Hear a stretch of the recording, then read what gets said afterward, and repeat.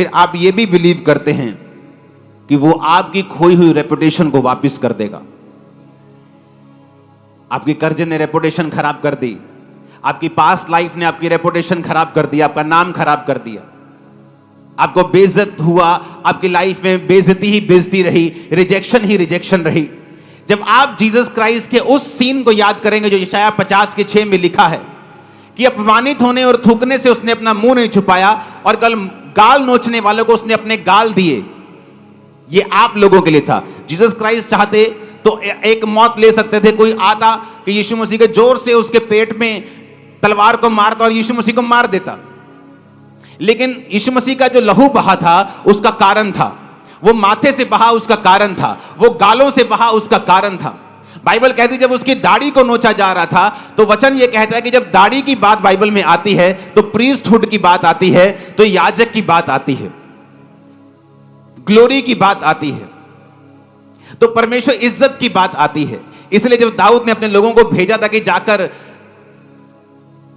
फलाने राजे से उसका हालचाल पूछ के आओ क्योंकि उसके घर में कोई दुर्घटना हो गई थी, तो लेकिन उसके लोगों ने चुगली की, कहता नहीं नहीं ये दुर्घटना लेने के लिए नहीं आए, ये तो भेद लेने के लिए आए हैं। तो लिखा उनकी आधी आधी दाढ़ी कटवाकर, उनके कपड़े आधे आधे कटाकर उनको आधा नंगा करके वापस भेज दिया था।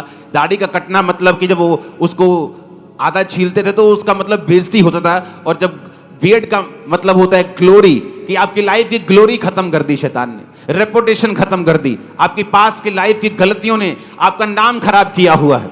लेकिन जिस दिन आप ये समझ जाएंगे कि यीशु मसीह का लहू जो उसकी दाढ़ी नोचने पर निकला था, यीशु मसीह का लहू जो उसके गाल नोचने पर निकला था, आज मैं उस लहू को ले रहा हूं, मेरी सारी बैड रेपुटेशन खत्म हो चुकी है। अगर आप ये मान के लेंगे, आज मैंने कहा इन जीसस नेम आपकी इज्जत पीएम से भी ज्यादा होगी। मैं आपको बता रहा हूं, मैं मजाक नहीं कर रहा हूं, मैं मजाक नहीं कर रहा हूं, मैं आपको बोल रहा हूं, अगर आप बिलीव करेंगे तो। इसलिए आज जब घोषणाएं होंगी, जब ये वचन आप सुन लेंगे, उसके बाद जब घोषणाएं होंगी आपको मालूम होगा कि मुझे किस घोषणा के नीचे इस लहू को लेना है। मेरी लाइफ में ये प्रॉब्लम है, जब मैं घोषणा करूंगा आप उस लहू को लेंगे और आप देखेंगे कि उस एरिया में आपको छुटकारा मिला है।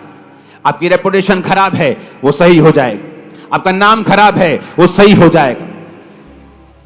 आपको चिंता रहती है, आप अपनी मर्जी को परमेश्वर के सामने समर्पित नहीं कर पाते, आपको स्ट्रेस रहता है, आप जीसस क्राइस्ट के उस लहू को याद कीजिए जो उसके माथे से निकला था।